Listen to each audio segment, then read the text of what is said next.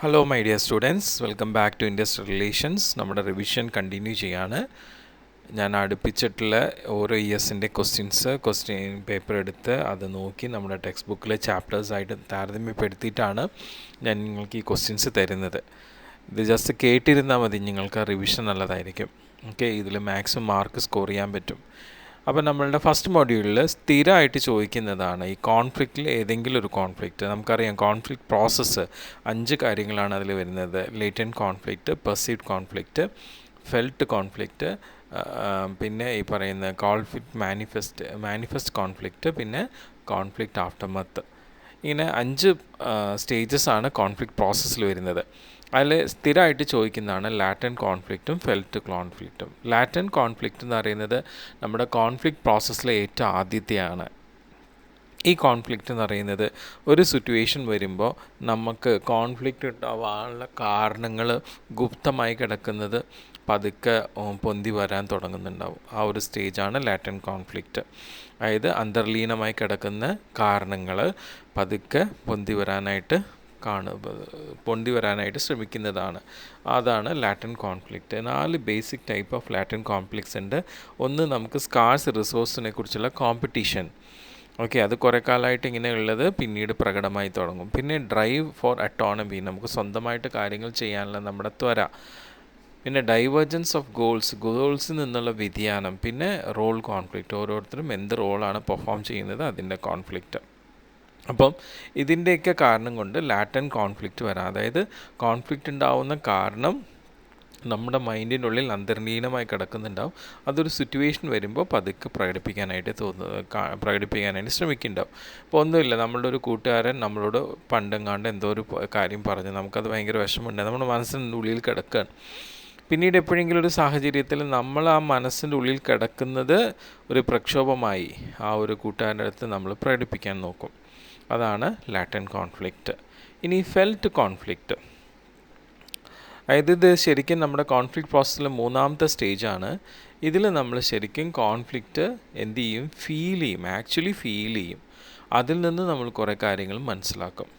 Okay, feel ചെയ്യുക മാത്രമല്ല, അതിൽ നിന്നും കുറേ കാര്യങ്ങൾ മനസ്സിലാക്കുകയും ചെയ്യും. അതാണ് ഫെൽറ്റ് കോൺഫ്ലിക്റ്റ്. അപ്പോൾ ഒരു എക്സാമ്പിൾ, എ ആൻഡ് ബി തമ്മിൽ കോൺഫ്ലിക്റ്റിൽ ഭയങ്കര സീരിയസ് ആർഗ്യുമെൻറ്റ്സ് ആണ് എന്തോ കുറച്ച് പോളിസീസിനെ കുറിച്ചിട്ട്.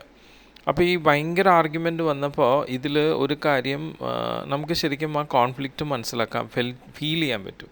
പിന്നെ അതിൽ നിന്നും മനസ്സിലാക്കാൻ പറ്റുന്നൊരു കാര്യം കൂടി ഉണ്ട്. ഇവിടെ എ എന്ന് പറഞ്ഞ ആൾക്ക് യാതൊരു ടെൻഷനോ ആങ്ഷ്യസ്നെസ്സോ ഒന്നുമില്ല ബിയുടെ അഗെയിൻസ്റ്റ് ആയിട്ട്. കാരണം ഒരു കാര്യത്തിനെ ചൊല്ലിയിട്ടാണ് സീരിയസ് ആർഗ്യുമെൻറ്റ്സ് നടക്കുന്നത്. അല്ലാതെ വ്യക്തികൾ തമ്മിൽ അവർക്ക് ഇഷ്ടക്കുറവൊന്നുമില്ല, ആ കാര്യത്തെ ചൊല്ലിയുള്ള അഭിപ്രായ വ്യത്യാസം മാത്രമേ ഉള്ളൂ.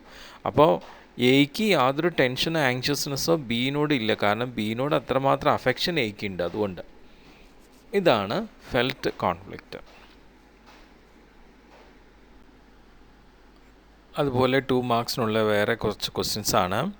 Intra individual conflict, types of conflicts വരുന്നതാണ്. ഇൻട്രാ ഇൻഡിവിജ്വൽ കോൺഫ്ലിക്റ്റ്, ഇൻ്റർ individual conflict, inter group conflict അല്ലേ. ഇൻഡിവിജ്വൽ കോൺഫ്ലിക്റ്റ് ഉണ്ട്, ഗ്രൂപ്പ് കോൺഫ്ലിക്റ്റ് ഉണ്ട്, ഓർഗനൈസേഷൻ കോൺഫ്ലിക്റ്റ്, അങ്ങനെ പല ടൈപ്സിൽ നമ്മൾ കാറ്റഗറി ചെയ്തിരുന്നു. ഇൻട്രാ മീൻസ് വിത്തിൻ, ഇൻ്റർ മീൻസ് ബിറ്റ്വീൻ. അതൊരു അർത്ഥം നിങ്ങൾ ശരിക്കും മനസ്സിലാക്കി വെച്ചാൽ മതി. Intra within, inter between. Intra individual, within an individual, ഒരു ഇൻഡിവിജ്വലിൻ്റെ ഉള്ളിൽ തന്നെ നമ്മുടെ മാനസികമായിട്ടുള്ള കോൺഫ്ലിക്ട്സ്, നമുക്ക് നമ്മുടെ ഉള്ളിൽ തന്നെ കോൺഫ്ലിക്ട്സ് വരാം. Arises within the individual and it is considered to be psychological need. മാനസികമായിട്ടുള്ള കാര്യങ്ങൾ കൊണ്ടുണ്ടാവുന്ന പ്രശ്നമാണ്, കോൺഫ്ലിക്റ്റാണ്, നമ്മുടെ ഉള്ളിൽ തന്നെ നമുക്കുണ്ടാവുന്നത്. അത് പ്രത്യേകിച്ചും ജോലി സംബന്ധമായിട്ട് 2 രീതിയിലാണ് അങ്ങനത്തെ കോൺഫ്ലിക്റ്റ് വരുന്നത്, goal conflict and role conflict. എന്താണ് ഗോൾ കോൺഫ്ലിക്റ്റ്? അതായത് നമ്മളൊരു വ്യക്തി എന്ന നിലയ്ക്ക് നമ്മളിപ്പോൾ ഒരു ഓർഗനൈസേഷനിൽ ഒരു ഗ്രൂപ്പ് ഓഫ് എംപ്ലോയീസിൻ്റെ ഉള്ളിൽ പെടാം, ഓർഗനൈസേഷനിൽ പെടാം. അപ്പോൾ ഈ ഓർഗനൈസേഷൻ്റെതായിട്ടുള്ളൊരു ഗോൾ ഉണ്ടാവും. ഈ ഗോള് നമ്മളുടെ ഗ്രൂപ്പിൻ്റെ ഗോളായിട്ടും നമ്മളുടെ ഇൻഡിവിജ്വലിൻ്റെ ഗോളായിട്ടും പ്രോപ്പറായിട്ടുള്ള ഒരു അലൈൻമെൻറ്റ് വന്നില്ല എന്നുണ്ടെങ്കിൽ അപ്പോഴാണ് ഗോൾ കോൺഫ്ലിക്റ്റ് ഉണ്ടാവുന്നത്. ഓർഗനൈസേഷൻ ഒരു ലക്ഷ്യം വെച്ചു, അപ്പോൾ അതിനാസ്പദമാക്കി ഈ പറയുന്ന എംപ്ലോയീസിൻ്റെ ഗ്രൂപ്പ് ഒരു ലക്ഷ്യം വയ്ക്കുന്നു, നമ്മളൊരു ലക്ഷ്യം വയ്ക്കുന്നു അല്ലേ. അപ്പോൾ ഈ ഗ്രൂപ്പ് വയ്ക്കുന്ന ലക്ഷ്യവും നമ്മൾ വയ്ക്കുന്ന ലക്ഷ്യവും ഓർഗനൈസേഷൻ്റെ ഗോളുമായിട്ട് ഓർഗനൈസേഷണൽ ലക്ഷ്യമായിട്ട് താരതമ്യപ്പെട്ട് പോയില്ലെങ്കിൽ നമുക്ക് ഗോൾ കോൺഫ്ലിക്റ്റ് ഉണ്ടാവും അല്ലേ? അതാണ്. ഇനി റോൾ കോൺഫ്ലിക്റ്റ്. എന്താണ് റോൾ കോൺഫ്ലിക്റ്റ്? ഇപ്പോൾ നമ്മുടെ ഒരു ഓർഗനൈസേഷനിൽ ആസ് എൻ എംപ്ലോയി നമുക്ക് ഒരു പർട്ടിക്കുലർ റോള് പെർഫോം ചെയ്യാനുണ്ടാവും. ഓക്കെ, സോ നമ്മൾ എന്താണ് പെർഫോം ചെയ്യാൻ പോകുന്നത് നമുക്കൊരു ധാരണയുണ്ടാവും. That is actual role. ഓർഗനൈസേഷന് നമ്മളിലൊരു പ്രതീക്ഷ ഉണ്ടാവും, അത് എക്സ്പെക്റ്റഡ് റോളാണ്. അപ്പോൾ ഇങ്ങനെയുള്ള നമ്മളുടെ ആക്ച്വൽ റോളും ഓർഗനൈസേഷൻ എക്സ്പെക്റ്റ് ചെയ്യുന്ന റോളും തമ്മിൽ ചിലപ്പോൾ താരതമ്യപ്പെട്ടു പോയില്ലെങ്കിൽ അവിടെ എന്തുണ്ടാവും? റോൾ കോൺഫ്ലിക്ട്സ് ഉണ്ടാവും. അപ്പോൾ ഇൻട്രാ ഇൻഡിവിജ്വൽ കോൺഫ്ലിക്ട്സിന് 2 ടൈപ്പാണ്, ഗോൾ കോൺഫ്ലിക്റ്റും role conflict with respect to our work. ഇനി ഇൻ്റർ ഇൻഡിവിജ്വൽ, വ്യക്തികൾ തമ്മിൽ, എംപ്ലോയീസ് തമ്മിൽ എന്താണ് അത് അങ്ങനെ വരുന്നത്? അത് ചിലപ്പോൾ സ്കാർസ് ആയിട്ടുള്ള റിസോഴ്സുകൾ, അത് ഇപ്പം എല്ലാവർക്കും കൂടി അവൈലബിൾ ആയിട്ടുള്ള സ്കാർസ് ഓഫ് റിസോഴ്സ്, ഒരാൾ കൂടുതലെടുത്തു മറ്റൊരാൾ കിട്ടിയില്ല, അപ്പം ഇൻ്റർ ഇൻഡിവിജ്വൽ കോൺഫ്ലിക്റ്റ് വരാണ്. ഓക്കെ, അതുപോലെ തന്നെ ഒരാൾക്ക് റിവാർഡ് കിട്ടി മറ്റാൾക്ക് കിട്ടിയില്ല. അപ്പം ഡിഫറെൻറ്റ് പീപ്പിൾ അവരുടെ different opinions, different attitudes, different value system, different style of working കൊണ്ടുണ്ടാവുന്നതാണ് ഇൻ്റർ ഇൻഡിവിജ്വൽ കോൺഫ്ലിക്റ്റ്. ഇനി inter group conflict. Inter group വെച്ചാൽ 2 ഗ്രൂപ്പുകൾ തമ്മിൽ. ഓക്കെ, സോ 2 or more ഗ്രൂപ്പുകൾ എന്ത് ചെയ്യുന്നു? കോൺഫ്ലിക്റ്റിൽ ഏർപ്പെടുന്നു. ഇൻ്റർ ഗ്രൂപ്പ് കോൺഫ്ലിക്റ്റിൽ ഫ്രീക്വൻ്റ് ആയിട്ട് ഓർഗനൈസേഷനിൽ ഇത് കാണാറുണ്ട്. ചിലപ്പോൾ 2 ഡിപ്പാർട്ട്മെൻറ്റ്സിലുള്ള ഗ്രൂപ്പുകളായിരിക്കും ചിലപ്പോൾ കോൺഫ്ലിക്റ്റിൽ വരുന്നത്. അത് മെയിനായിട്ടും സ്കാർസ് റിസോഴ്സസിന് വേണ്ടിയിട്ടായിരിക്കും. ഇനി നമ്മളുടെ 2ാമത്തെ മൊഡ്യൂളാണ് ഇൻഡസ്ട്രിയൽ റിലേഷൻ ആൻഡ് ട്രേഡ് യൂണിയൻസിൽ. അതിൽ ട്രേഡ് യൂണിയൻസ് ഡെഫിനിഷൻ 2017, 19, 20 ചോദിച്ചിട്ടുണ്ട് 2 മാർക്കിന്. അപ്പോൾ ഒരുപാട് ഡെഫിനേഷൻസ് ഉണ്ട്. പക്ഷേ നമുക്ക് ഏറ്റവും ഉചിതമായിട്ടുള്ള ഡെഫിനേഷൻ നമ്മുടെ ഇന്ത്യൻ ട്രേഡ് യൂണിയൻ ആക്ട് അനുസരിച്ചിട്ടുള്ള ഡെഫിനേഷനാണ്.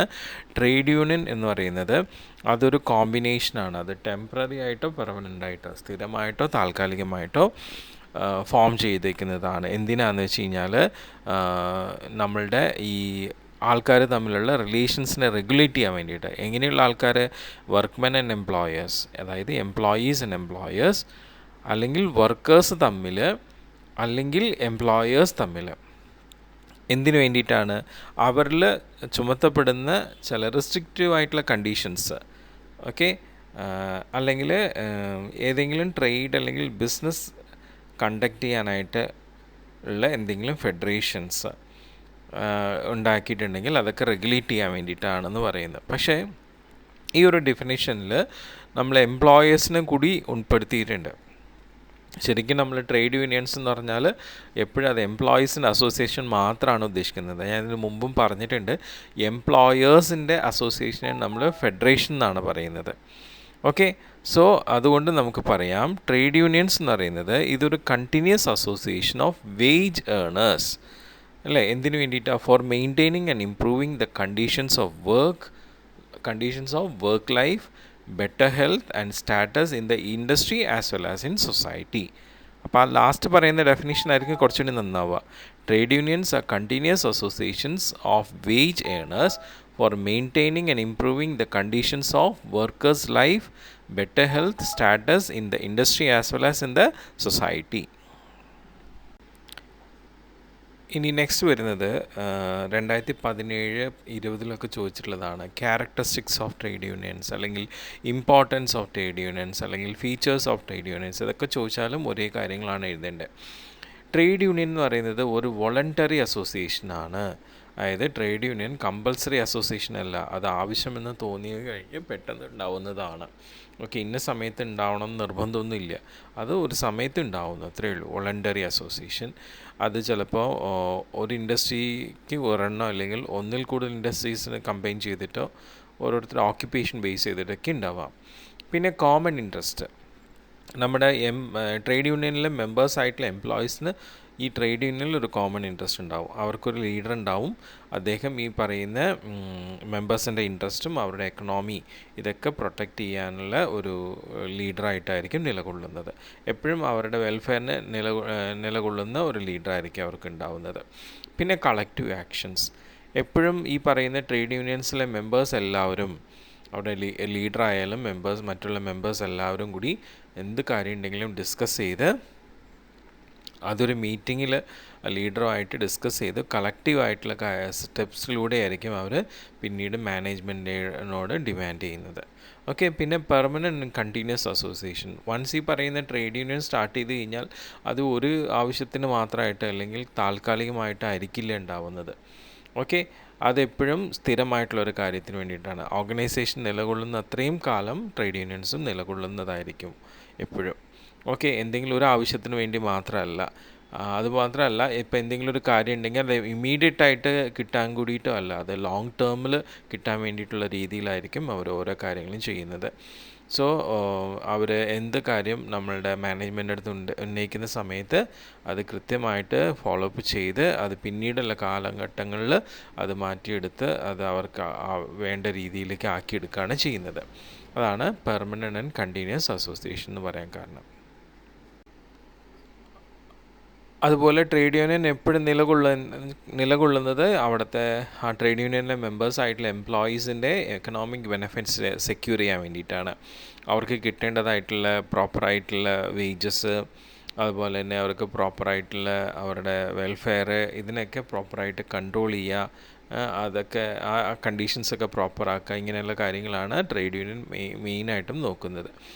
ഇപ്പോൾ നമ്മുടെ ട്രേഡ് യൂണിയൻ്റെ ഗ്രോത്ത് ആൻഡ് ഒറിജിൻ എന്ന് പറഞ്ഞു കഴിഞ്ഞാൽ പല ഐഡിയാസിൽ നിന്നും പല ഐഡിയോളജീസിൽ നിന്നും ഇൻഫ്ലുവൻസ് ചെയ്യപ്പെട്ടിട്ടുള്ളതാണ്. അത് ഒരുപാട് സോഷ്യോ എക്കണോമിക് ആൻഡ് പൊളിറ്റിക്കൽ മൂവ്മെൻറ്റ്സിൻ്റെ ഫലമായിട്ടാണ് ട്രേഡ് യൂണിയൻസ് ഉത്ഭവിച്ചിട്ടുള്ളത്. പിന്നെ മറ്റുള്ള ബെനിഫിറ്റ്സ്, ഇപ്പോൾ ട്രേഡ് യൂണിയൻ ഉള്ളത് കൊണ്ട് നമുക്ക് മറ്റുള്ള ബെനിഫിറ്റ്സ്, എക്കണോമിക് ബെനിഫിറ്റ്സ് കൂടാതെ കൾച്ചറൽ, പൊളിറ്റിക്കൽ, സോഷ്യൽ, സൈക്കോളജിക്കൽ ആയിട്ടുള്ള കുറേയധികം ബെനിഫിറ്റ്സ് നമുക്ക് കിട്ടുന്നുണ്ട്. അപ്പോൾ ഇതൊക്കെയാണ് ട്രേഡ് യൂണിയൻസിൻ്റെ ക്യാരക്ടേഴ്സ് അല്ലെങ്കിൽ ഫീച്ചേഴ്സ് എന്നൊക്കെ പറയുന്നത്, അല്ലെങ്കിൽ ഇമ്പോർട്ടൻസ് എന്നൊക്കെ പറയുന്നത്. ഓക്കെ.